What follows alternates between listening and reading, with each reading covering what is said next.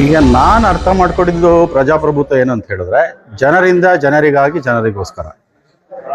Aristotle father of politics ಹೇಳ್ತಾನೆ, politics is the last resort to the scoundrels ಅಂತ ಹೇಳಿ.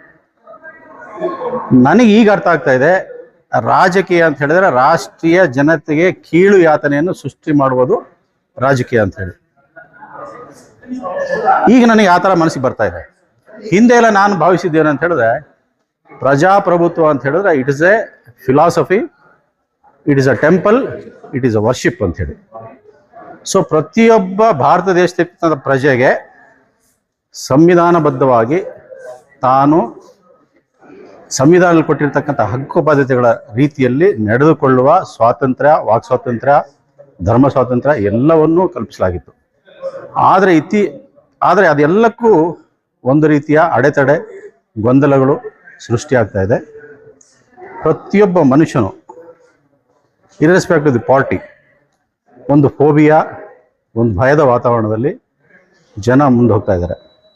ಅವನಿಗಿರ್ತಕ್ಕಂಥ ಸಮಸ್ಯೆಗಳು ಬಡತನ, ನಿರುದ್ಯೋಗ, ಶಿಕ್ಷಣ, ಆರೋಗ್ಯ ಅಥವಾ ಬೇರೆ ರೀತಿಯ ಬೇರೆ ದೇಶಗಳಿಗೆ ನಾವು ತುಲನೆ ಮಾಡಿದಾಗ ಆ ದೇಶದ ಒಂದು ಪ್ರಗತಿ ಏನಾಗ್ತಾ ಇದೆ, ಅದರಲ್ಲಿ ಕುಂಠಿತವಾಗ್ತಾ ಇದೆ.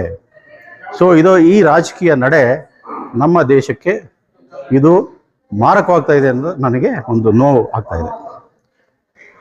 ಈ SIR ಬಗ್ಗೆ ನಾನು ಈ ವಿಚಾರಗೋಷ್ಠಿಯಲ್ಲಿ ಕೇಳಿದಾಗ ಇದು ಸಂವಿಧಾನವೋ ಅಸಂವಿಧಾನವೋ ಅನ್ನೋದು ಗೊಂದಲ ಎದ್ದಿದೆ. ಇದ್ರ ಬಗ್ಗೆ ಬಹಳಷ್ಟು ತರ್ಕಗಳಿದೆ. ಆ ತರ್ಕಗಳನ್ನು ಜನಸಾಮಾನ್ಯರಿಗೆ ಅರ್ಥ ಮಾಡಿಸಿ ಯಾವುದೇ ಒಂದು ಪಕ್ಷಕ್ಕೆ ಪೂರಕವಾದ ಒಂದು ವಾತಾವರಣ ಸೃಷ್ಟಿಯಾಗದ ರೀತಿಯಲ್ಲಿ SIR ಅದು ಮಾಡಿದ್ರೆ ಒಪ್ಕೋಬೋದು. ಬಟ್ ಅದು ಎಷ್ಟರ ಮಟ್ಟಿಗೆ ಪಾರದರ್ಶಕವಾಗಿದೆ ಅನ್ನೋದು ನಾವು ಈಗ ಇತ್ತೀಚೆಗೆ ನೋಡ್ತಾ ಇದ್ದೀವಿ. ಇನ್ನು ಬರುವಂಥ 12 ರಾಜ್ಯಗಳಲ್ಲಿ ಈ ಜನಗಳ ಮಧ್ಯದಲ್ಲಿ ಬಂದಿರತಕ್ಕಂಥ ಗೊಂದಲಗಳಿಗೆ ತೆರೆ ಎಳೆದು ಒಂದು ಪಾರದರ್ಶಕವಾದ ವ್ಯವಸ್ಥೆ ರೂಪಿತವಾಗಲಿ ಅನ್ನೋದು ನನ್ನ ಆಶಯ.